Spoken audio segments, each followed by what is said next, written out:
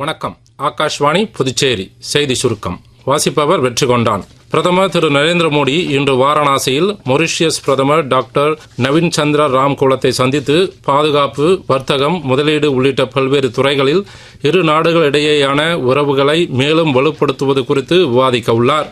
புதுச்சேரியில் இந்திய தொழில் கூட்டமைப்பு சார்பில் தொடர்ந்து 2ஆம் ஆண்டாக புதுச்சேரியின் உற்பத்தி திறன்களை வெளிப்படுத்தும் வகையில் தொழில்துறை கண்காட்சி இண்டெக்ஸ் 2025 வரும் 17ஆம் தேதி முதல் 3 நாட்கள் நடைபெறவுள்ளது.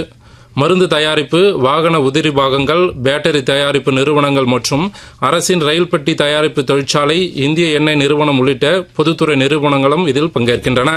புதுச்சேரி மரப்பாலம் துணை மின் நிலையத்திலிருந்து செல்லும் அரியாங்குப்பம் மின்பாதையில் பராமரிப்பு பணிகள் மேற்கொள்ள இருப்பதால் இன்று காலை 11 மணி முதல் மாலை 5 மணி வரை மேற்கு அரியாங்குப்பம், சொர்ணா நகர், காளான் தோட்டம், டோல்கேட், மணவெளி, ஓடைவெளி, நோனாங்குப்பம் மற்றும் அதனை சுற்றியுள்ள பகுதிகளில் மின்தடை ஏற்படும் என்று மின்துறை தெரிவித்துள்ளது. ஆரக்கல் நிறுவனத்தின் இணை இயக்குநர் மற்றும் அமெரிக்க அதிபர் திரு டொனால்டு டிரம்பின் ஆதரவாளருமான லேரி எலிசனின் சொத்து மதிப்பு $393 பில்லியன் உயர்ந்ததை அடுத்து எலான் மஸ்கை பின்னுக்கு தள்ளி உலகின் மிகப்பெரிய பணக்காரர் அந்தஸ்தை லேரி எலிசன் எட்டியுள்ளார்.